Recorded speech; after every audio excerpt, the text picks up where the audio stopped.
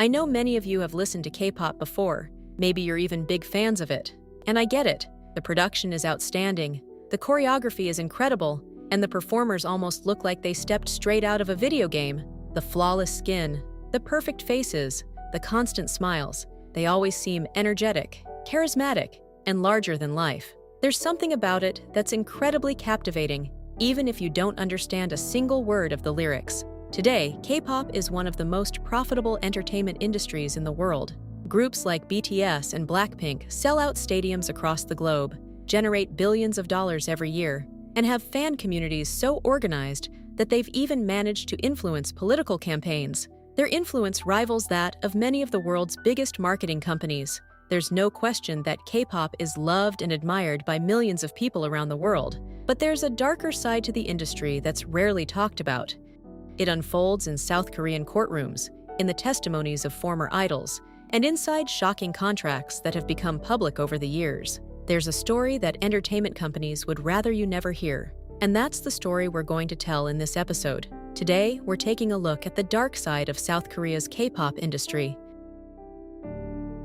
To understand how the K-pop industry really works, you first need to understand the trainee system. Most idols don't begin their careers as performers. They begin as trainees, young recruits accepted into an entertainment company to undergo years of preparation.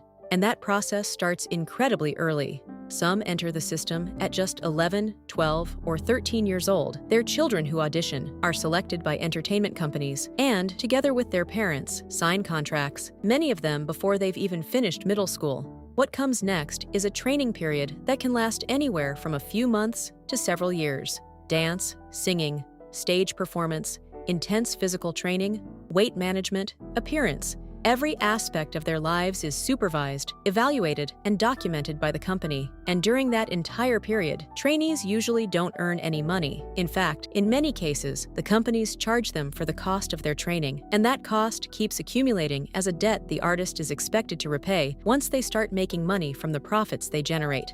In other words, you spend years being shaped by the company while building up a debt to it, and you only begin to earn real money after paying that debt back. And even then, whatever remains has to be split according to the terms of your contract. And there's an even stranger detail. Most trainees never actually debut. Years of training often end with nothing more than a simple, "You're not the right fit," and a quiet exit from the system. And those who do make it face an entirely different set of challenges. This is where the story takes a darker turn. In 2009, 3 members of TVXQ, one of the biggest male K-pop groups at the time, filed a lawsuit against SM Entertainment, one of South Korea's largest entertainment companies. The lawsuit wasn't just about money, it was about the contract itself. The members argued that its terms were so unfair and restrictive that the contract was fundamentally unacceptable. It lasted for 13 years. It dictated where they could live, who they could date, what they were allowed to say publicly, and even how they were expected to behave in their private lives.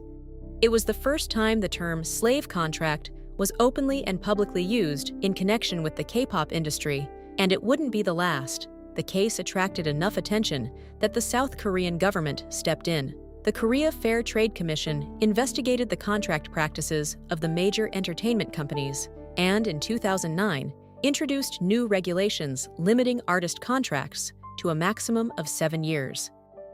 But that didn't solve the problem, not completely. The companies adjusted their contracts to comply with the new rules, but the underlying system of control remained largely unchanged. Dating bans, often referred to as love bans, continued to appear in contracts for years afterward, and they're still reported today. There are artists who need permission to use social media, artists who aren't allowed to be seen publicly with certain people without their agency's approval, and the logic behind all of this is remarkably cold, even inhumane. The company spends years and millions of dollars building an idol's image. The artist eventually becomes part of that image, and anything in their personal life that could damage it is treated as a business risk that has to be managed. In that sense, the idol is both the employee and the product, and the working conditions for neither tend to be particularly generous. More cases followed after TVXQ. Members of other groups sued their agencies over unpaid earnings, abusive working conditions, and companies refusing to release them from their contracts. Some eventually won those legal battles, but others lost and remained trapped in their contracts for years. And the worst part is, the story doesn't end there. The beauty standards that already exist throughout Korean society, which we've talked about in previous videos on this channel, are amplified many times over inside the K-pop industry. Idols have publicly spoken about diets that are almost unbelievable, not because they chose them, but because they were expected as part of the job. They're given target weights by their agencies, undergo regular physical evaluations, and receive constant comments from managers and producers about their bodies, faces, and weight. Things that, in almost any other workplace, would be considered completely unacceptable. Some artists have spoken openly about these experiences after leaving their groups or gaining more independence in their careers. Singer Chung-ha has talked about the pressure she faced to maintain a certain weight during her trainee years. Members of Red Velvet and other SM entertainment groups have also been photographed in situations that sparked public concern about their health. But it's still a conversation that happens only to a limited extent, because speaking openly about what goes on behind the scenes comes at a very high cost for anyone whose career depends on the industry. What we do know, and what former idols have confirmed in interviews over the years, is that the line between maintaining an image and harming someone's health is crossed far more often than the industry is willing to admit. I won't go into the more disturbing details here, because that's not the purpose of this video, but it's important to make one thing very clear. When you see a K-pop idol on stage looking absolutely flawless, the road that led to that moment wasn't always nearly as glamorous. The K-pop fandom is one of the most organized and passionate fan communities in the world today. Fans wake up in the middle of the night to vote in award shows, buy dozens of copies of the same album to boost sales numbers, and coordinate global campaigns within just a few hours. That level of dedication is part of what helped K-pop become the global phenomenon it is today. But within that fandom, there's a particular group with its own name in Korean culture, sasayangs. The term refers to obsessive fans, people who cross serious personal boundaries.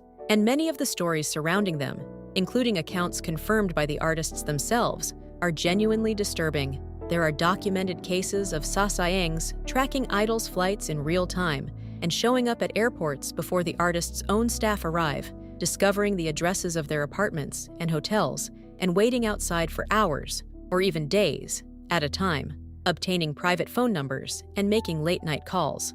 These are people whose behavior can become deeply unsettling.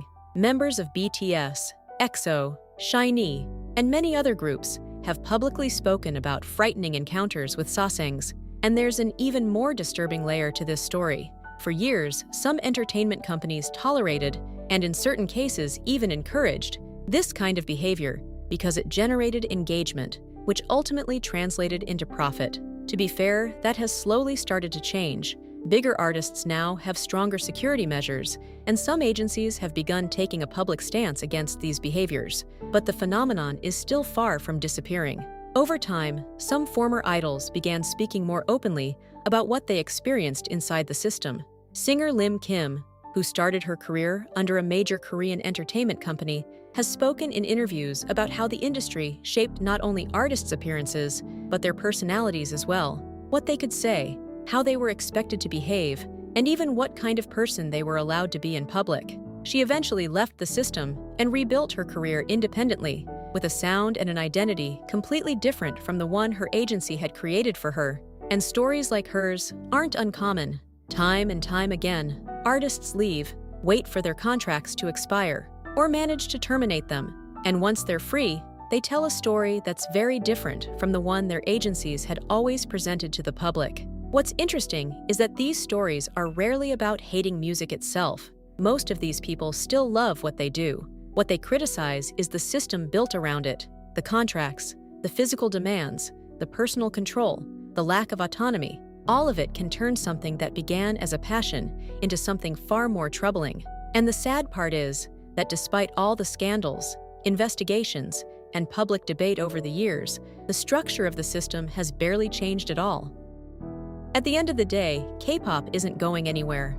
If anything, it just keeps getting bigger. It continues expanding into new markets and reaching audiences that had never listened to this kind of music before. And there are good reasons for that. The quality of the music is genuinely impressive, and the talent of the people involved is absolutely real. But all of that comes at a very high cost, and that cost is often paid by very young people chasing a dream that the industry knows exactly how to sell. There's nothing wrong with enjoying K-pop. In fact, it can be a wonderful thing, but it's important to understand what happens behind the scenes, according to the accounts of people who have actually lived through the system.